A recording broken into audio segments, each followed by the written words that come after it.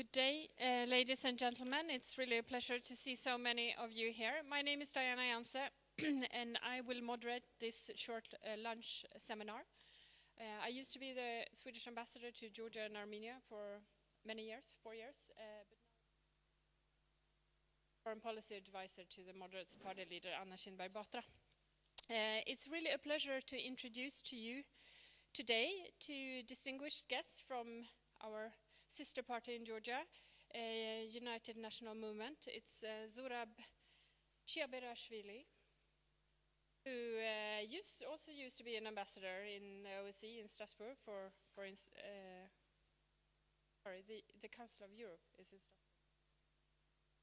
The Council of Europe in Strasbourg, and he was also a Minister of Healthcare during the UNM. And he's UNM Secretary for Civil Society. Ava is a member of Parliament. She's also active in the newly established UNM Women's Network. So we will discuss a bit the current events, trends in Georgia. And Zurab, I will let you start to touch upon the general context, and then you have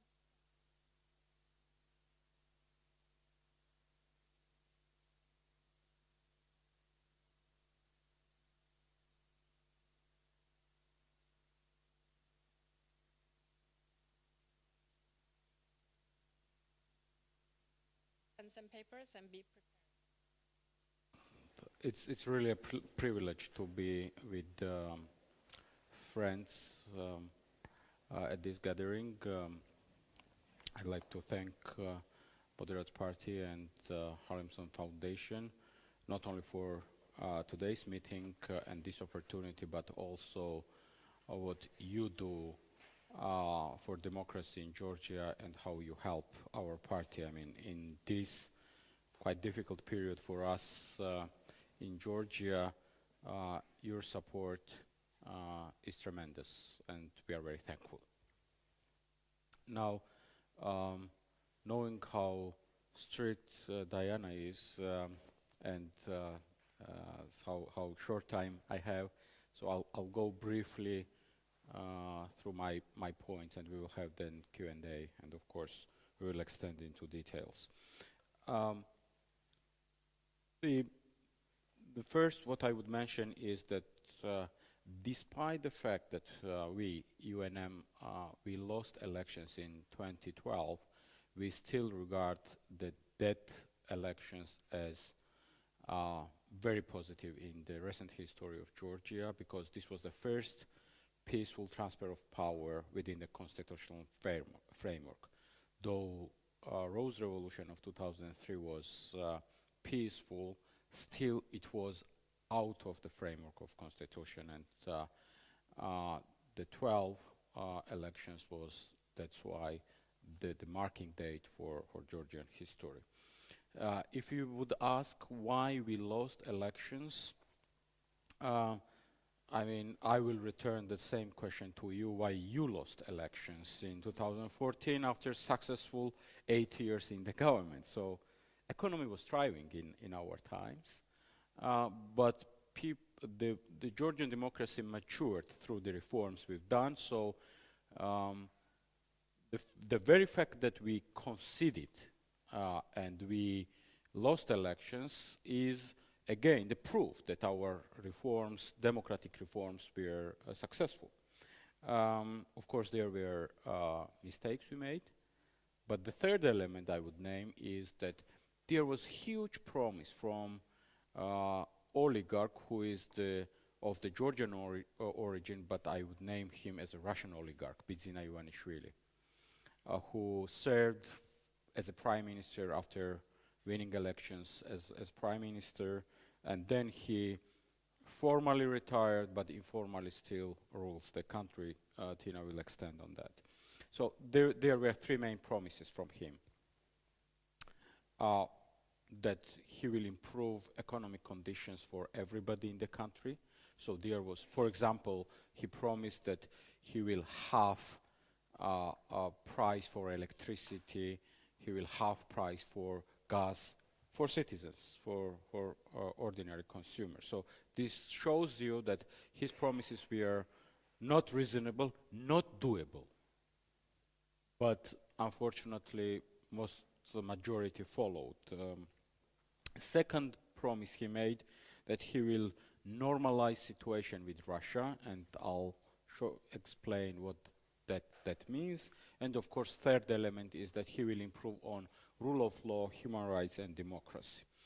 On that point, human rights, rule of law, and democracy, I will leave that for Tina, because she will speak about selectiveness of justice, political prosecution, media freedom, and generally the backsliding of democracy. So Tina will extend on that. But I'll speak about normalization with Russia.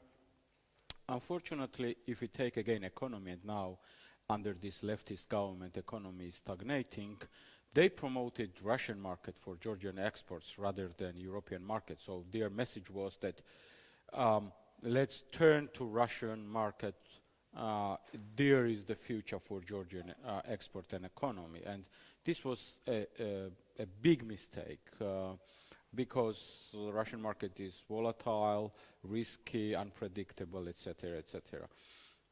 Now, and last events from November, December, we discovered that the government is in secret negotiations with Gazprom, when every democratic nation and entire Europe tries to de-associate themselves with Gazprom, our government tries to increase our dependence on Gazprom. I mean, which in the long run threatens our sovereignty and freedom. Since 2006, we rely mostly on Azerbaijan in gas supply, and this friendly nation, rendered a lot of support to Georgia, including in 2008 during Russia's invasion. And suddenly, we say no to Azerbaijan, and we turn to Russia on gas supply, and we raise the question why. So this is a good example to see what does it mean really, normalization relationship with Russia. If we take the pre-election slogan of oligarch Ivanishvili was that Georgia has to disappear as an apple of discord between West and Russia. And our question now is, if Georgians themselves don't try to push Georgian issue, occupation of our territories, etc., up to into the agenda between Russia and the West, who will then do? I mean, I know that Swedes and Poles, Romanians and Balts, they try a lot to help us, and again, we are very thankful to you. But it's first up to Georgians to raise their voice. But the current Georgian government remains either silent or sends mixed messages to international world, and that makes our friends they cannot understand what is the current Georgian policy, how it affects the internal political climate is that though Georgian public still remains Western-oriented, there is still high support for NATO membership, for EU membership, but we also saw that Russian soft power gained quite support. And oligarch Ivanishvili does not hide from us that if needed, his ruling coalition right now, if they need additional votes after elections this autumn, his ruling coalition will collaborate with the far-right, pro-Russian, explicit pro-Russian parties, which is again very dangerous development for Georgia. And in addition to that, we see, and Tina will speak about physical violence against our local offices, but interestingly, the same groups who attack us physically, the same groups attack minorities. They attack religious minorities or sexual minorities, and they seed hatred in the society. So we have the hate speech emerging as a problem. And these are coupled with pro-Russian, anti-Western propaganda that West is rotten and West is in decay and there is no sense to go to European institutions. So these are the general climate. I'll try to stop here, and then we will have opportunity to speak in more details, and I'll let Tina to.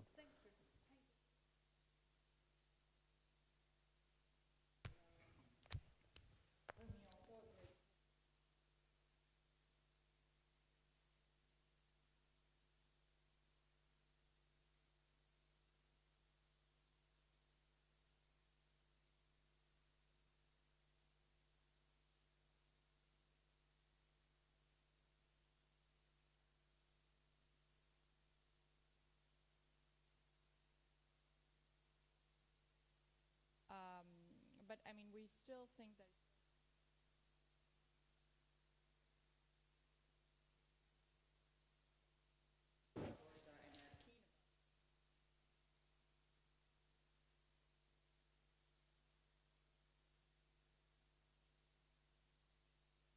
what the European Union are still kind of positive about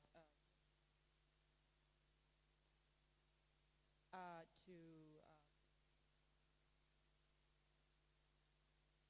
other neighbors.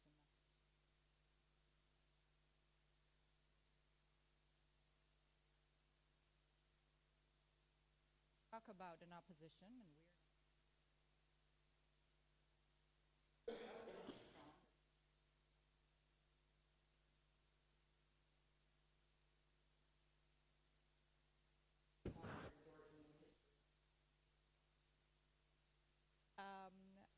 we're and the second aspect is a judiciary.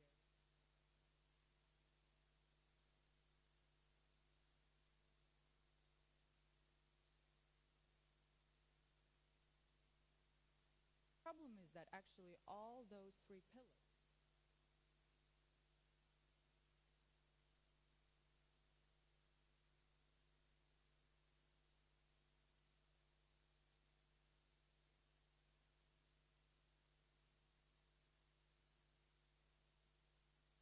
carefully in Georgia.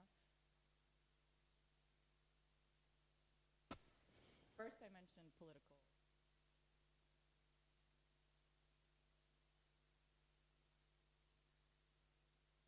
Parties who have survived.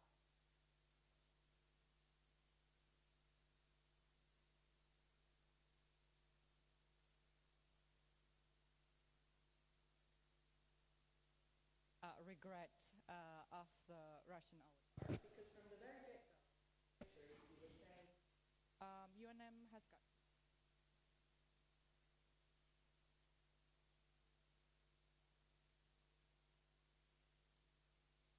public appearances, let alone private conversations and actions of the government, which were aimed squeeze us into non-existence. Despite that, we have remained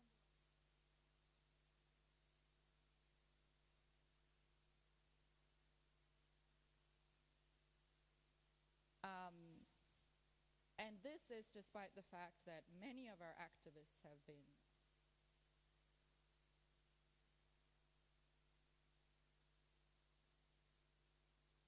asked and very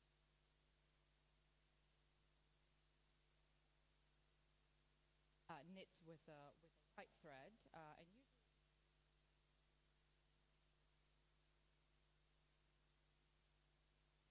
our campaign manager for the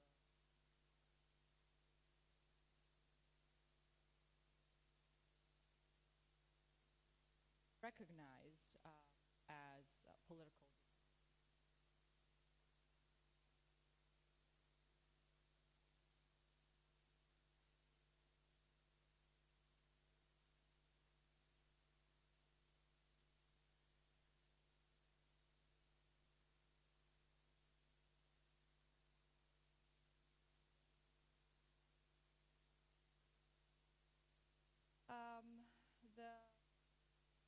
aspect I mentioned,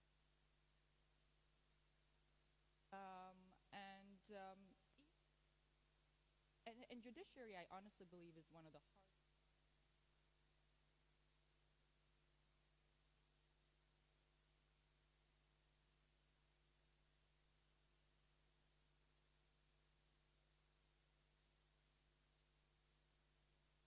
I think we have to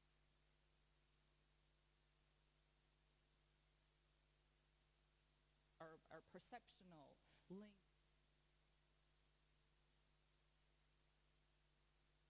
that link, because but what they did actually is they have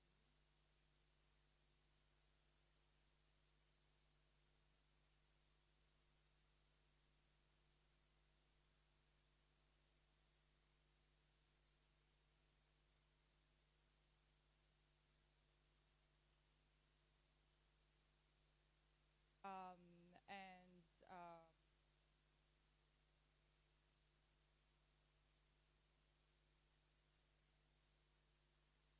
trial monitoring mission talks about this.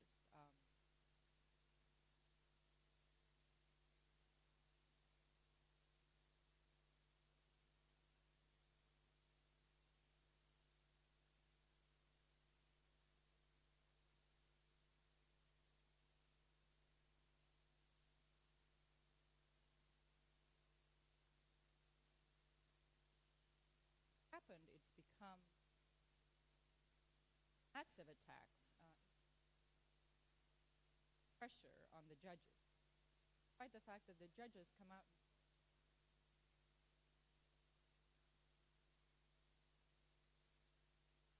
nothing is being done. And then the third aspect is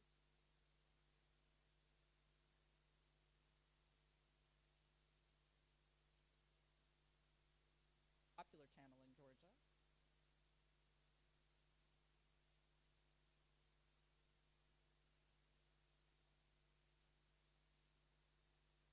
Without the independent path will be us, it's not about the TV.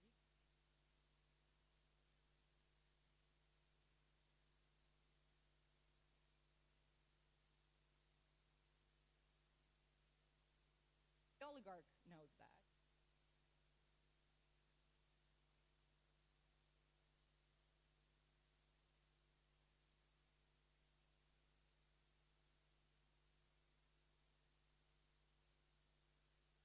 I'm going to arrest him, I'm going to arrest him, I'm going to shut down this media company, and trying to do that. Thankfully, had a very good decision of the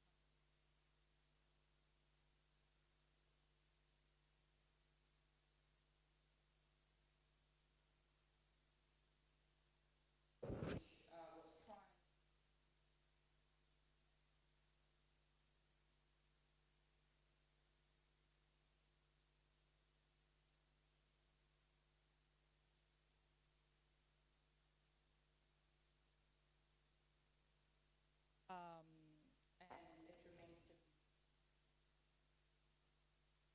West was very helpful in that regard.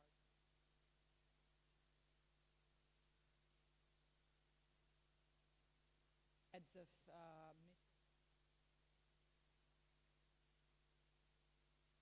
friends to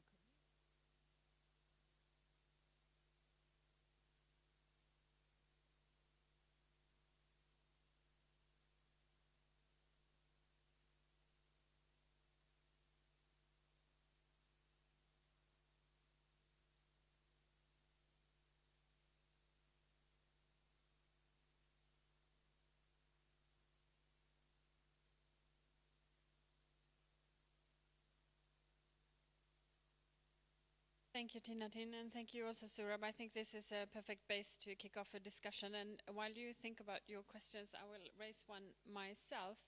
We see a very aggressive Russia these days that is really on the one hand pursuing policy trying to interfere and doing it quite successfully in Ukraine, even in Syria. We see it in Moldova, Armenia, and I know it's also going on to a certain extent in Georgia.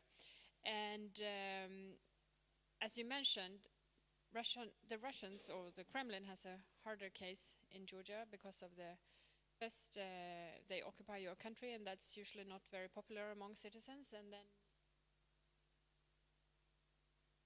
how do you see? Can Russia seriously undermine Georgia's? If so, how? Start. Maybe I make a few points on that. First, it's a pity that instead of talking mainly on our foreign challenges and about occupied territories, we spend now most of the time on internal political instability. And that's the pity, because in 2012 we had a good ground to continue on the path of democracy and concentrate on our existential threat, which is Russia. Now, what the power Russia has right now? We know that Russia is busy with, heavily busy with Ukraine, with Syria. This dropping oil prices also makes Putin's life harder, and that's why that creates an opportunity for countries like Georgia. If we reform and if we continue build our democracy, that would be an opportunity to leave the Soviet, post-Soviet orbit and to become a really strong, independent and sovereign democracy. What the leverage Russia has? First, as I've said, anti-Western sentiments is one of the Russia's leverage. That when they try to undermine basic values, when they, for example, if you hear the news from Georgia that mob attacks sexual minority gathering on the day of homophobia, I mean, you clearly put the question whether is Georgia going to European path or not, and that's the leverage Russia can use. The second, I would name economy. Stagnating economy is the benefit of Russia. If we don't grow fast, we cannot sustain our reforms, including in rule of law, human rights and democracy. If we cannot sustain that, we cannot sustain generally our European path. And also, to become NATO member, we need investment in our defense, and how poor country can invest in defense. So stagnating economy, what the current government is doing now, also is a benefit of Russia. And third element, hard power.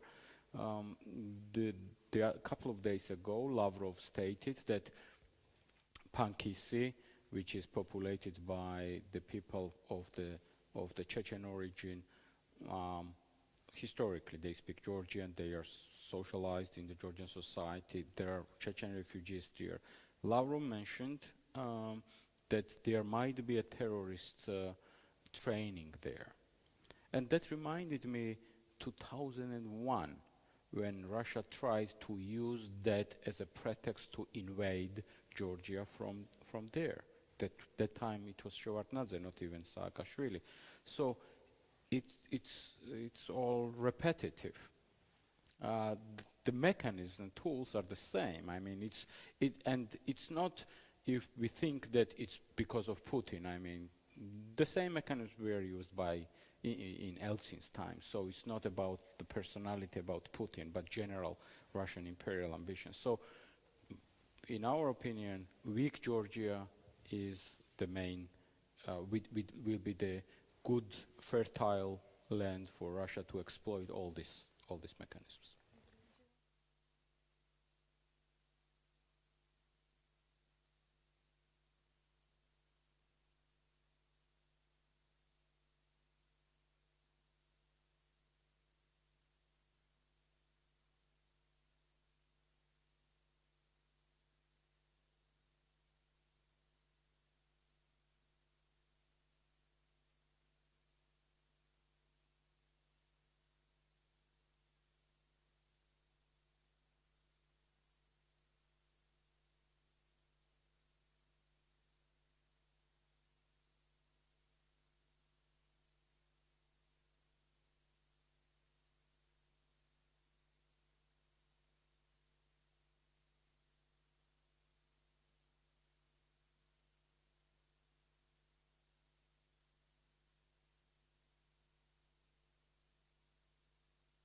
that's how dramatic it is. That happening. That they're not.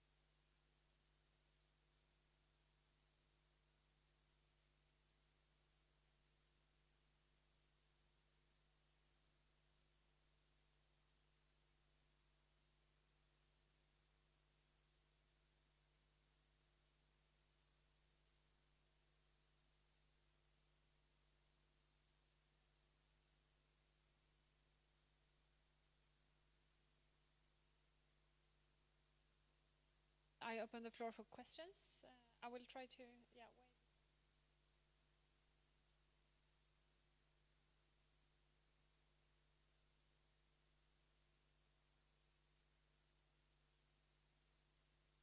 Ambassador Lithuania.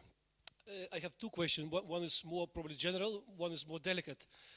So more general is, I was unfortunately was a little bit late, but you didn't mention Eastern Partnership. What is your expectation from this process?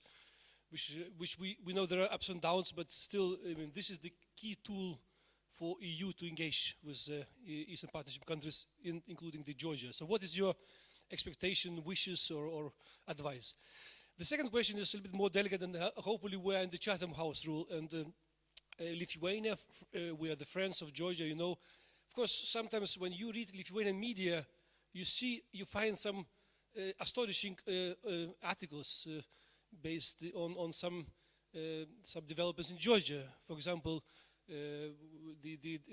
Stalin, and there are some attempts to glorify Stalin. We in our countries, I'm now associated Lithuania with the Western Europe. It's agreed. Hitler and Stalin is evil. So it's, I mean, this is simply axioma. You don't bargain with this axioma. We know. I looked now to my Polish friend. We have the personalities like Dzerzhinsky. He is born in Vilnius and educated in Vilnius. But I would die first if I will see anyone saying, okay, but he was still graduate of Vilnius Gymnasium. You know, I mean, so what? How you assess your party and you especially yourself, this attempt to glorify Stalin, which again, for many Lithuanians is the heart bleeding, and many Lithuanians say this is. I mean, then we cannot support this policy in Georgia. So. Sorry, I'm picking up not probably the most prominent element, but I see, and this is what I am reflecting from discussion in Lithuania. Thank you.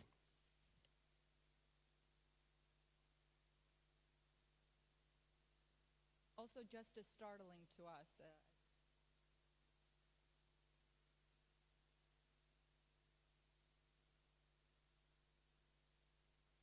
Elderly relatives of mine who still have done that, and I can tell you we've had government representatives to do that in Georgia.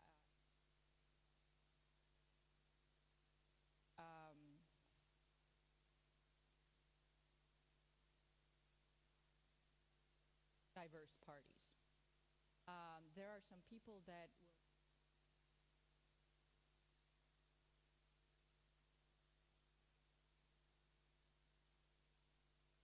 government does is that they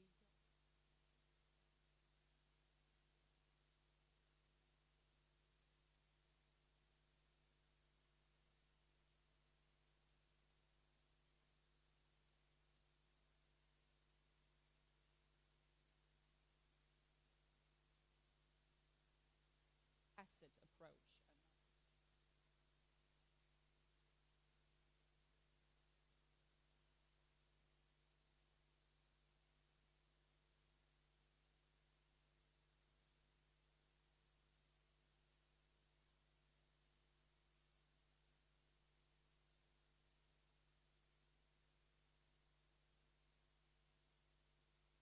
think this is also tied to the general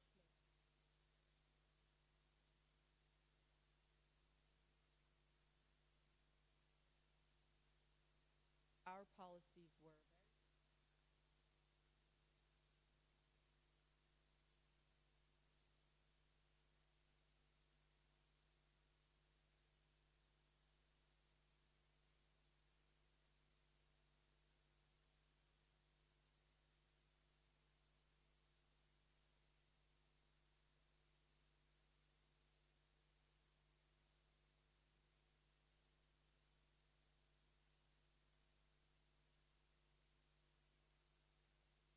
I think, to a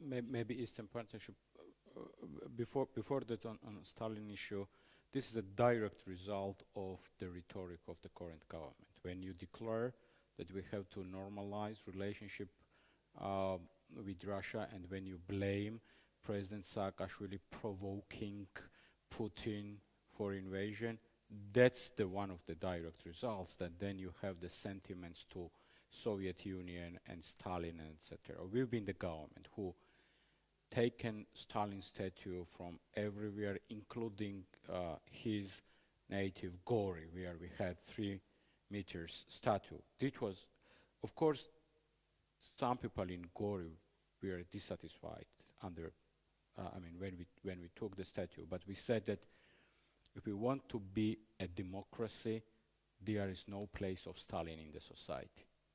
We've been very clear on that, and we created Occupation Museum, which this government had intention to close down to please Putin, but fortunately it remains. So these are the direct effects, again, coupled with anti-Western propaganda, coupled with normalization relationship with Russia, which in reality means conceding on almost everything to please Putin. European partnership. Again, when I thank our friends, and now Sweden and Poland initiating and stressing in Brussels that we have to take care of what is we do in the eastern borders of European Union, that benefited us a lot, and especially in political sense. When you have transitional democracy, you need to have carrots also. Then people have to understand why. Of course, it's all about values. So Tina, myself, we are all here, we are ideological. We want the values, but people want also wealth and welfare and good life. And more European Union does in that terms, the better also that helps us in our transition to democracy and to our path to NATO and the European Union. Now, let's take example of free visa regime with Georgia. Let's take this CFTA. Fortunately, even under the current government, Brussels did a lot, and you did, our friends, including Lithuania did, and Latvia and Estonia did a lot for Georgia to achieve that we concluded the CFTA with association agreement and the CFTA and free visa with the European Union. But we look at, not because it started under our government, but we look at as an inertia of previous times when we've been governing. So the now question is how oligarch sees that development, that despite the political prosecution and selectiveness of justice, Brussels still give carrots, or there are some conditions that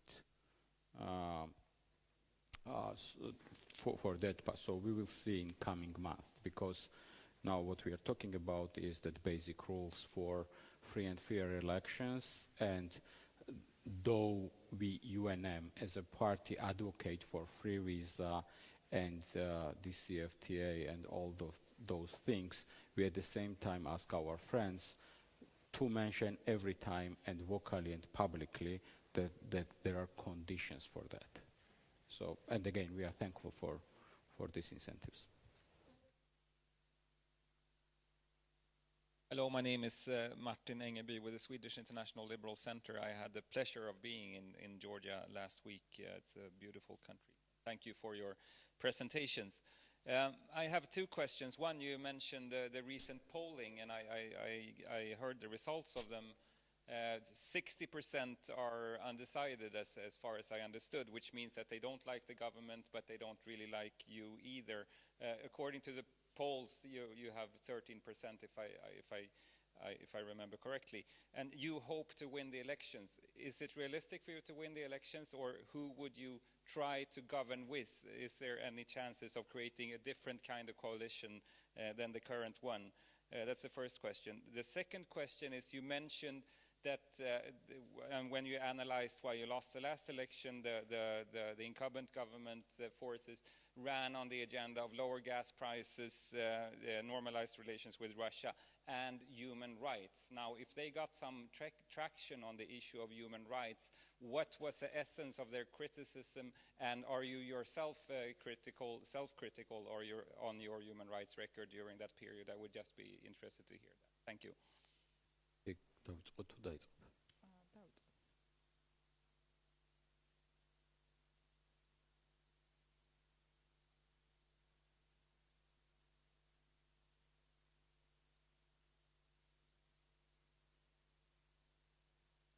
Which in a way is a problem, and in another way is an opportunity, because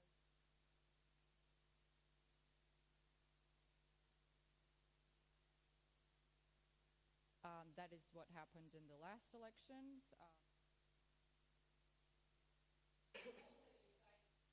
Last ones, the previous, among the decided voters,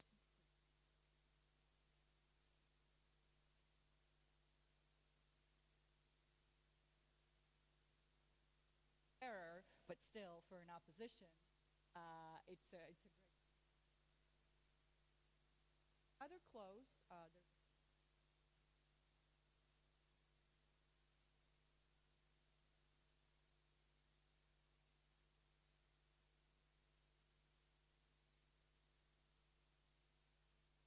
Have a fairly good. Problem is that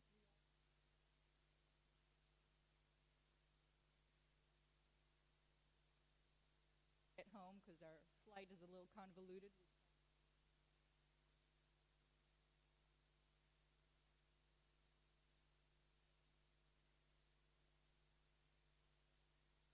Ethnically Azeri, having by-elections for passed away.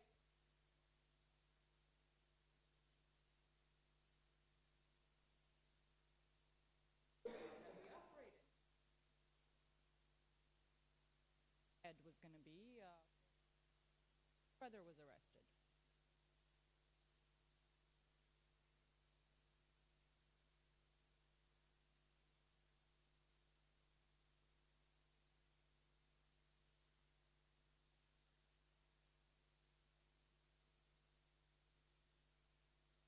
Offices from being attacked, because a lot of times we had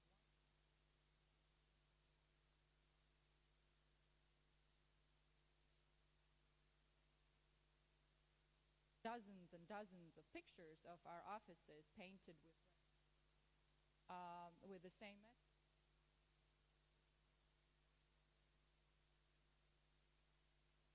Out Georgia in all activists. So kinds of things that we operate under a free hand.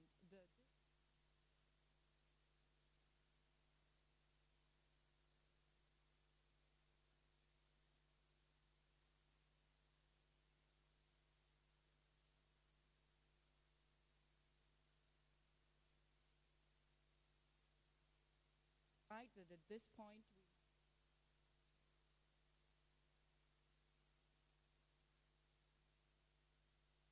we approach the elections, we will be. That is one thing that nobody can do. As the competent, much more competent party. We're seen as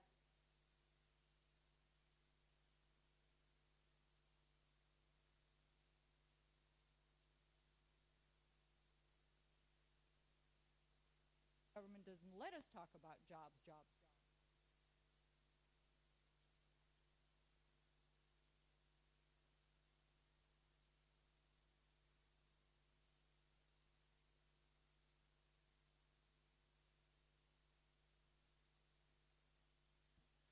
And we just I'll add a few words on that. So I'll start. Yeah, coalition, it's important. Though undecideds are about 40%, not 60, but it's still high. Usually it's 30. From the polls, what we see is that we had low numbers while we were in government, but never country direction had negative balance. Still, it always was the positive. Now it's minus 15 or 20, that people think that country goes to wrong direction. And this is without a political affiliation, and that's why that's opportunity for us. Now our numbers remain low because we are not in the normal political situation. If we allowed for free campaign, then we are convinced that we will win.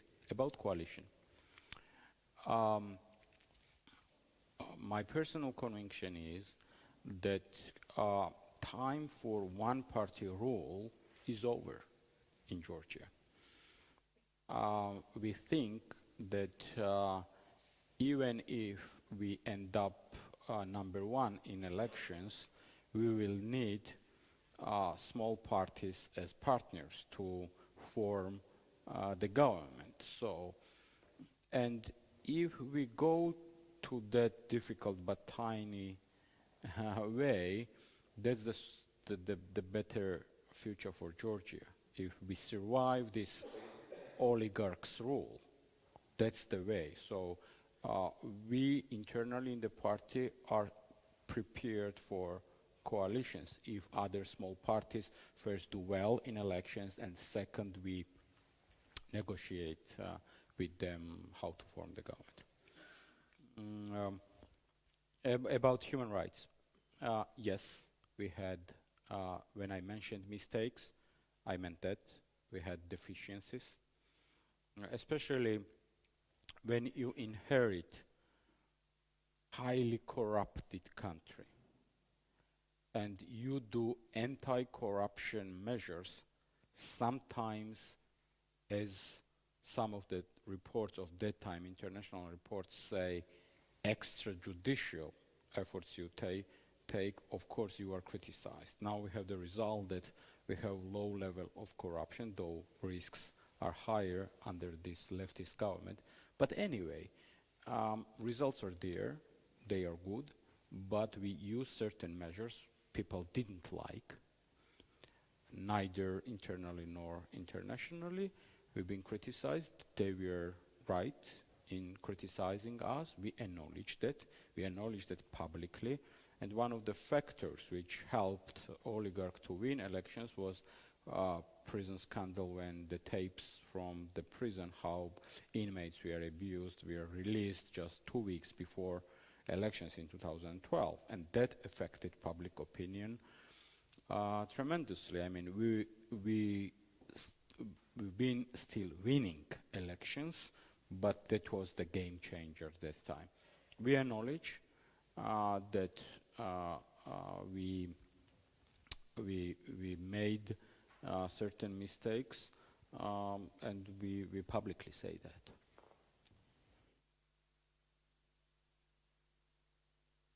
you very much.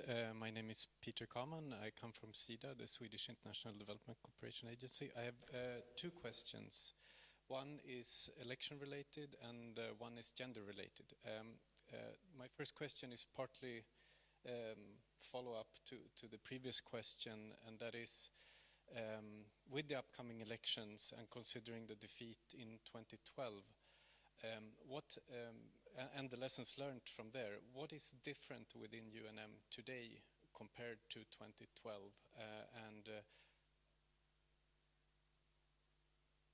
What would you do differently?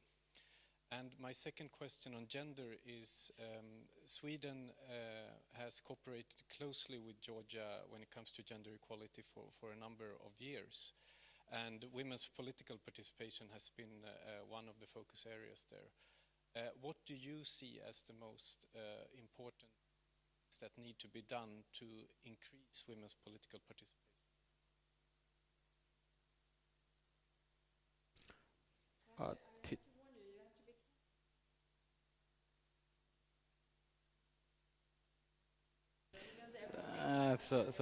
So on the second. Thank you. Tina will answer on the second question, and you will understand why.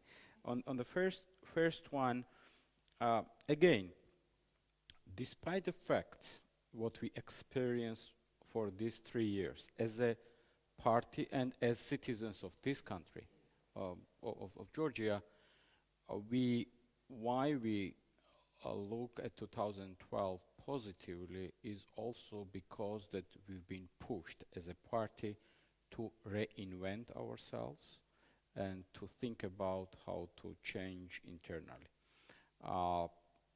Everybody knows that President Saakashvili was and still remains, was strong leader within the party, and people thought that it's one-man party.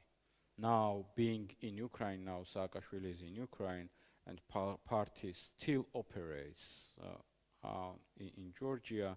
It showed that there are, it's a team. It's not one-man party, but it's the team. And what we did is that we enlarged political council, which is main decision-making body. We have now secretariat, which does everyday routine of the party, and I'm the part of as a secretary for civil society. So now the decision making is more balanced and within the large group of people within the party, and more importantly, we established system of primaries locally. So for local elections in 2014, we selected our candidates for local elections through primary system. So, and we had surprising results in a number of cases when old guards lost primaries to the newcomers. So we think about the messages, how to approach voters.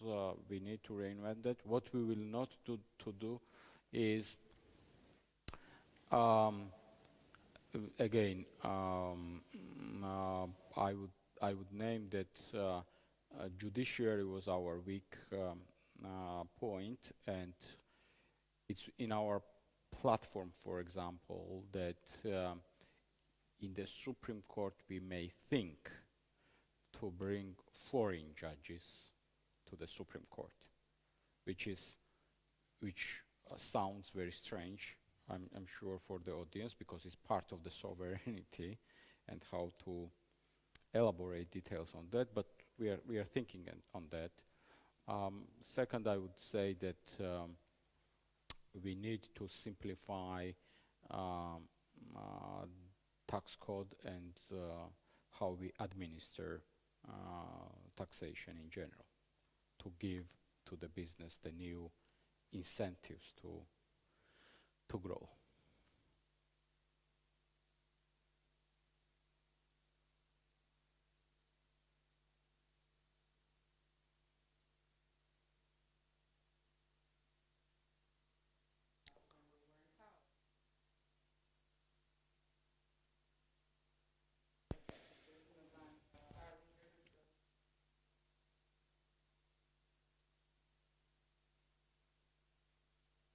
realize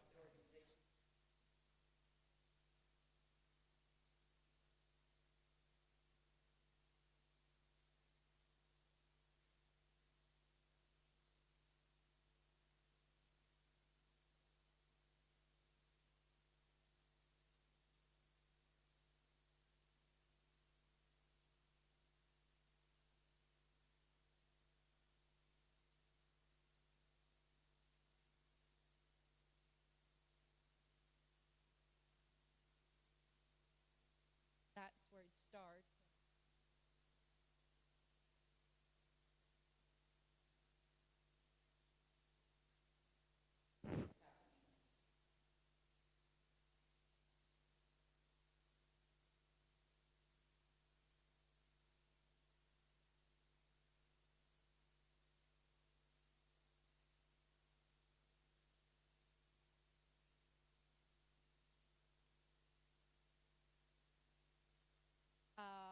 You get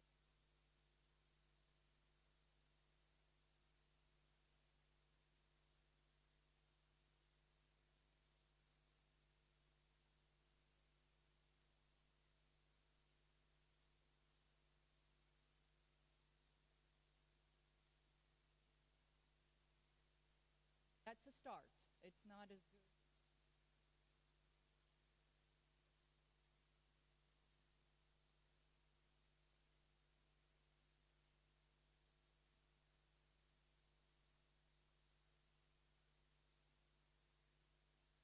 Party not very much likes because party and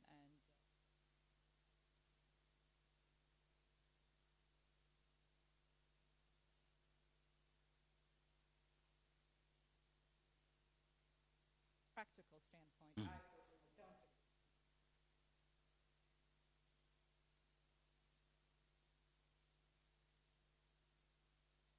Level, and therefore I think from a practical standpoint, a step like this, what by some,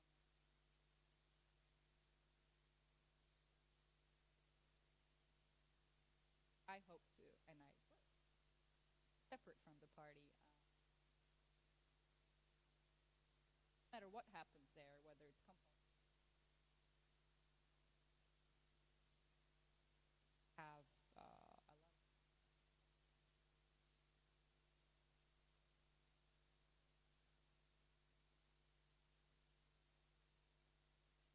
party, but what in general,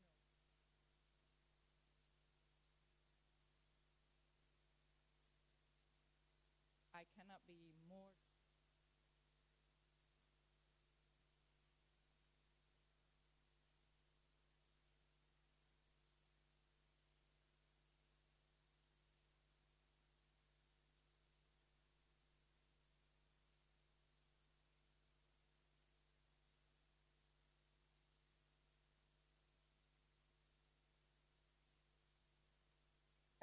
that's where it really starts.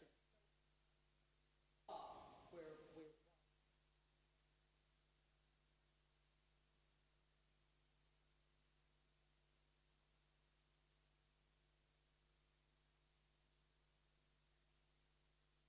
Bo Larson, journalist. In Russia, the Orthodox Church is looked upon as some kind of ally of the government in its fight to distinction between Russia and the West. And what is the situation about that in part of the national identity? And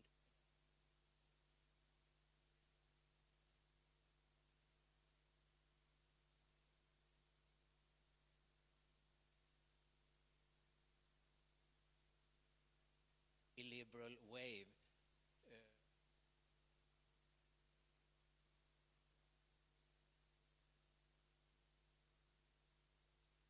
President of the Czech Republic, and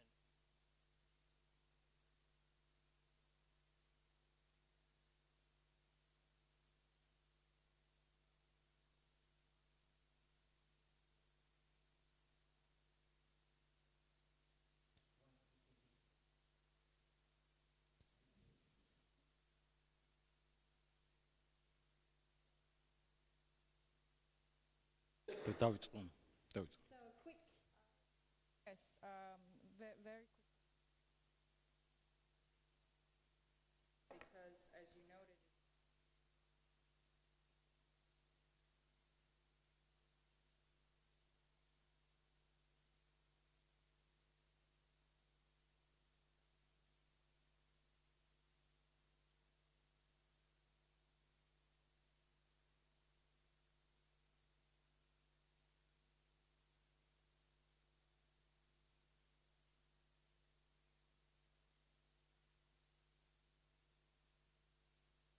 attack of clergymen.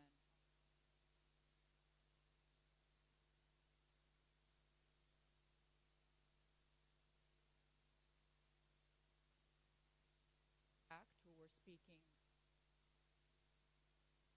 our frustration really.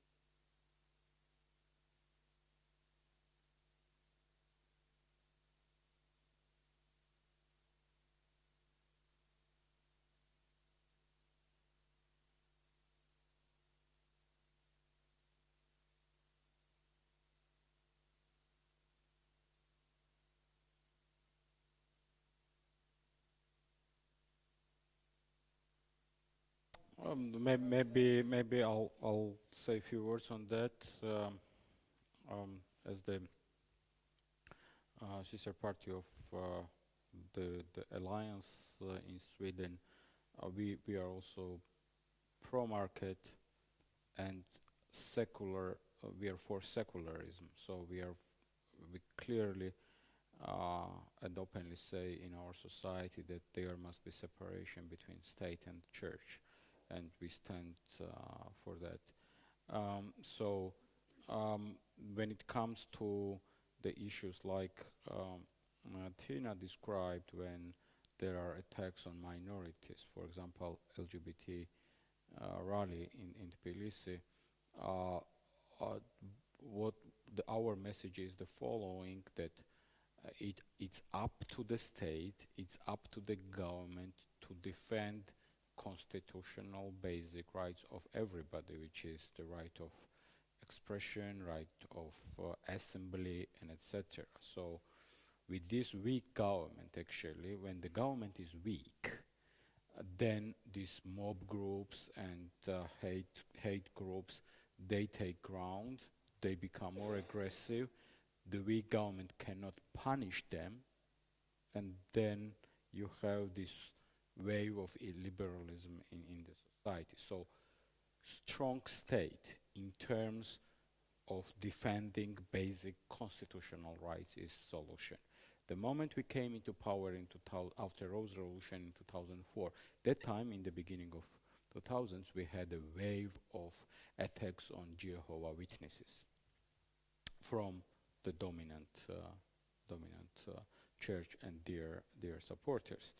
But we arrested one clergyman for the physical attack on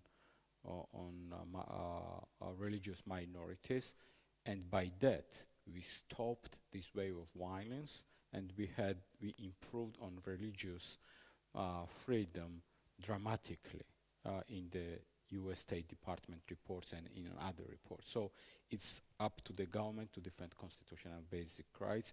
This is one of the criticisms against current government, that they do nothing. So that's how we see the situation. Thank you very much. Thank you to you for coming and listening, and I think we give our panelists a warm hand. Thank you for your participation. Thank you.